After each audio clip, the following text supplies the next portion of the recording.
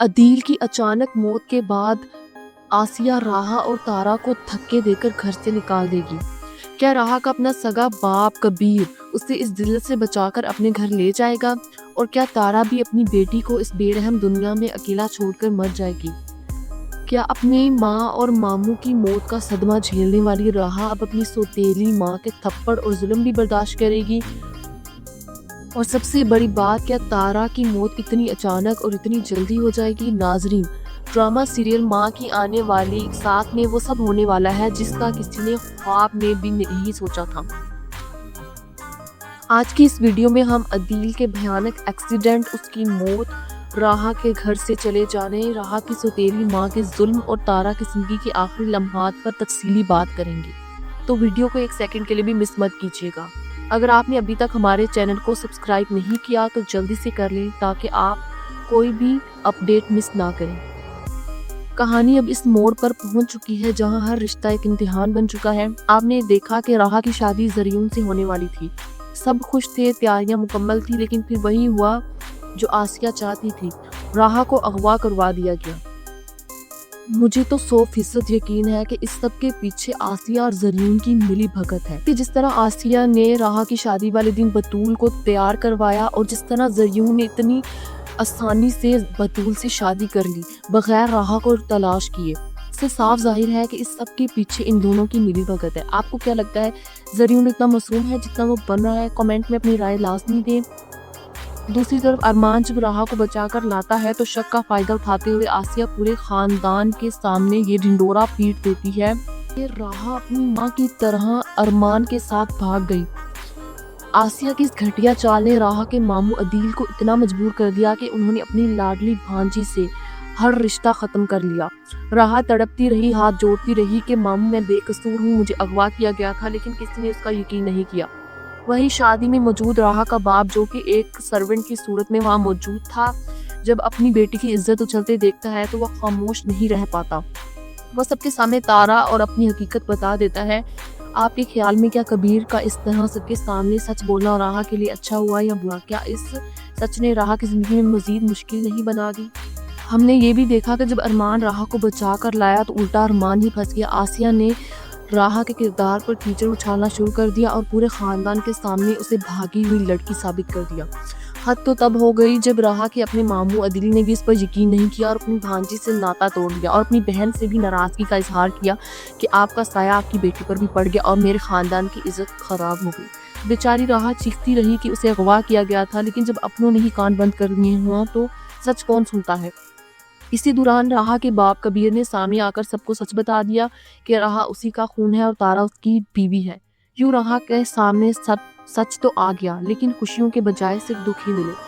ادھر بطول تو جیسے اندھی ہو چکی ہے، اس کے تو پاؤں بھی زمین پر ٹکتے محسوس نہیں ہو رہے۔ اسے لگتا ہے کہ زریون اسے مل گیا تو بس دنیا مل گئی۔ وہ اپنی ماں سے کہتی ہے کہ مجھے تو یقین نہیں آ رہا زریون اتنی آسانی سے میرا ہو گیا، لیکن بیچاری بطول کو کیا ہی پتا کہ زریون اس سے نہیں بلکہ صرف پیسوں اور زمین سے محبت کرتا ہے۔ وسیم اور زریون کا مقصد صرف تارا سے بدلہ لینا ہے، کیونکہ تارا نے برسوں پہلے وسیم کو چھوڑ کر کبیر سے شادی کی تھی۔ اب وسیم اس سے بے عزتی کا بدلہ تارا کی بیٹی راہا سے لینا چاہتا تھا، لیکن جب راہا ہاتھ نہ آئی تو اس نے بطول کو ہی سیڑھی بنا دیا۔ کیا آپ کو لگتا ہے کہ بطول کو جب سچ پتا چلے گا تو وہ راہا سے معافی مانگے گی یا وہ بھی اپنی ماں جیسی ہی نکلے گی؟ ڈرامہ سیریل ماں کی آنے والی ایپیسوڈ بہت ہی دھماکے دار ہونے والی ہے۔ آنے والی ایپیسوڈ میں آپ دیکھیں گے کہ کبیر اب راہا کے گھر کے چکر لگا رہا ہے۔ وہ اپنی بیٹی سے معافی مانگنا چاہتا ہے، لیکن راہا کا دل پتھر ہو چکا ہے۔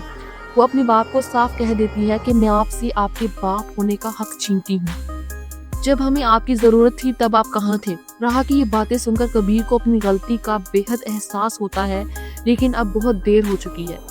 دوسری طرف بطول اپنی ماں سے کہہ رہی ہے کہ اسے زریون اتنی آسانی سے مل گیا ہے، لیکن ناظرین، بطول کے ساتھ وہ ہونے والا ہے جو بطول کے دور دور تک خیالوں میں بھی نہیں ہے، کہ زریون اسے دھوکہ بھی دے سکتا ہے۔ مجھے لگتا ہے کہ زریون بہت جلد ہی بطول کو چھوڑ دے گا، تبھی بطول اور آسیہ کو اپنی غلطی کا بے حد پچھتاوا اور افسوس ہوگا کہ انہوں نے راہا کے ساتھ کتنا غلط کیا اور الٹا ان کی اپنی بیٹی ہی بھگت رہی ہے۔